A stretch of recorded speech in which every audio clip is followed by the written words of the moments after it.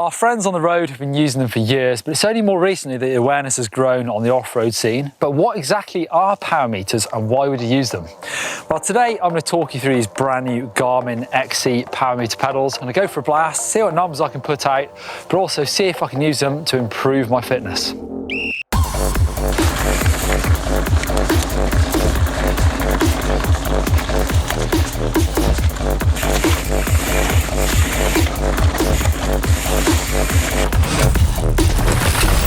A power meter is a device on your bike that uses strain gauges to measure your pedaling input. You may have seen them on pro racers' bikes. I've even seen them on downhill bikes occasionally and heard some pretty impressive peak power numbers from those sprinters, but you're much more likely to see them on enduro and cross-country bikes. The pros use them for training, for gauging their efforts in races, or for reviewing after. Heart rate is another way that people have been gauging their effort for years, but it's just not as accurate because heart rate can fluctuate with things like fatigue, diet, and it doesn't give you in real time. Your heart rate could stay quite high even for a little while after you've done an effort, whereas power is accurate and it's in real time.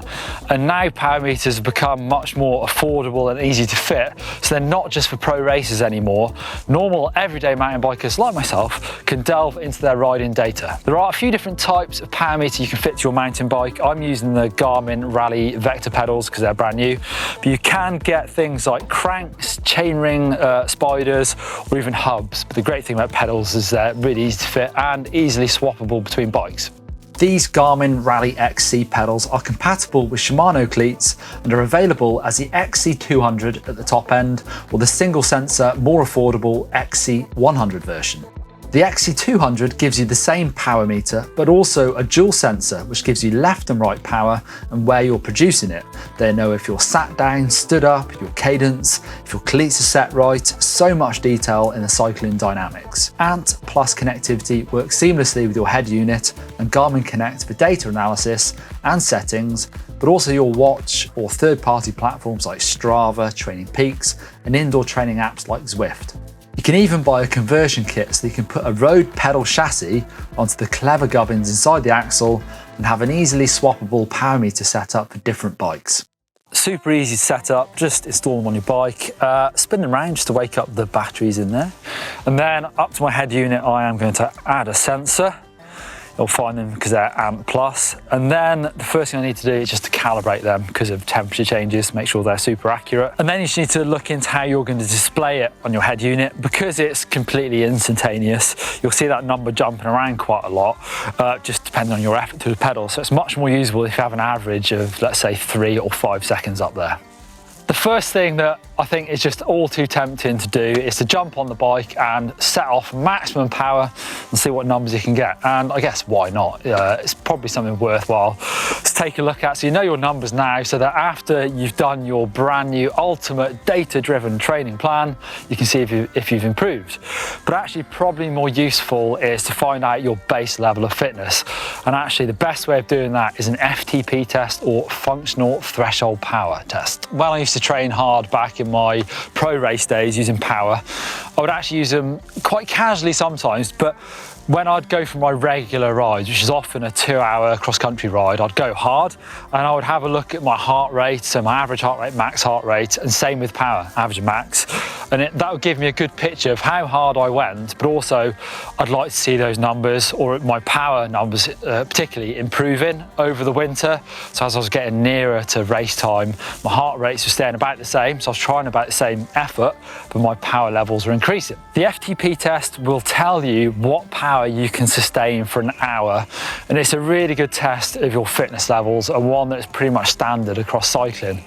The slightly good news is you don't have to take an hour to do it. You can do it in 20 minutes, although it's the longest 20 minutes of your life, and that will give you a 95% number of your FTP. So all you need to do is get your average power for that 20 minutes, times it by 0.95, and that is your FTP. There's a few different ways of doing your FTP test. On a Garmin head unit, you can look into what yours is now, and then say FTP test, do one now. But basically you want to find yourself, probably the best thing is like a big hill, big long steady hill where you can put a 20-minute effort in, or even a turbo trainer. Is it going to be fun? No, it isn't. Oh. the hardest effort you can do for 20 minutes, so you'll be absolutely shattered at the end of it. And you don't really want to do it on a trail where it goes up and down, because you're not going to get a sustained effort. So it needs to be long, hard, solid 20 minutes. Done your FTP test, you're going to have a really good gauge of your fitness level now, so you can then compare that. If you're trying to improve your fitness, hopefully that FTP should improve. And you're probably going to do what I did when I did my first one, is Google it, see how you stack up against everyone else. Back in the day, at my peak fitness, I was about 310 watts FTP. It said that Matthew van der Poel is more like 485 watts.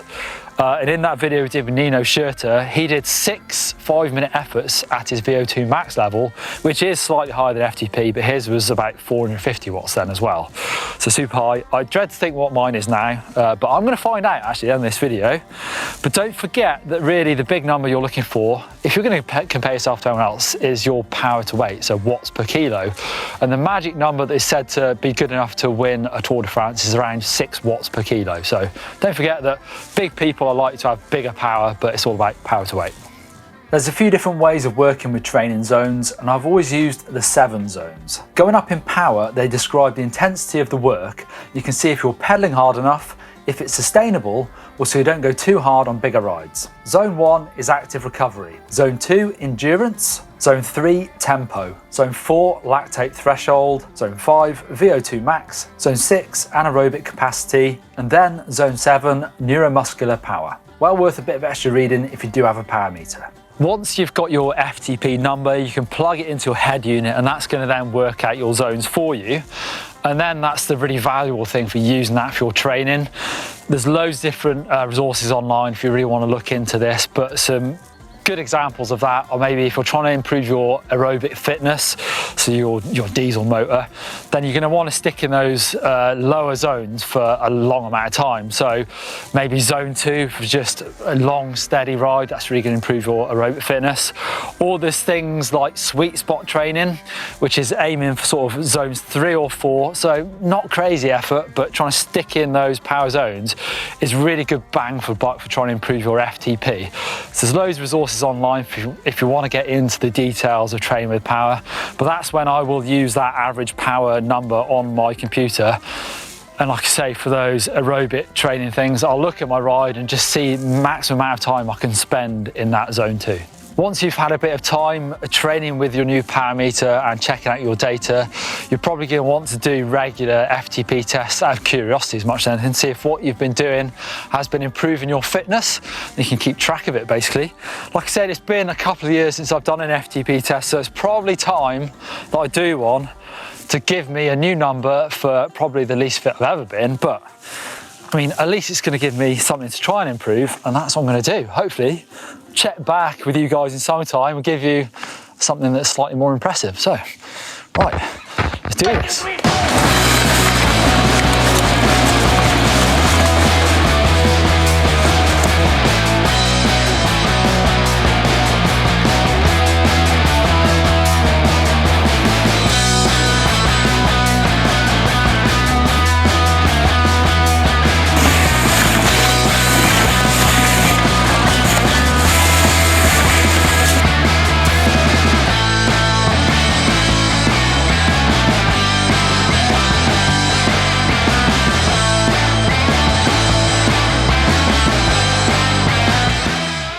Well, I would say I've forgotten how hard an FTP test is, but I think once you've done one, you never quite forget. But to the results, I'm now pushing out 245 watts as my functional threshold power, which isn't too bad actually. In the past, I've had 310 watts. That was my peak fitness when I was racing full time. The last test I did a couple of years ago was 270 watts, so I'm not too disappointed with that. It's worth noting as well that if you're doing an FTP test, it's much better to do it on a long, steady climb where you can put out a good average power. It's a bit harder to do them on mountain bikes on trails, so if you can, try and find a big hill to do your FTP test. So now I've got my functional threshold power, it's time to go away, do some proper training and see if I can improve that number.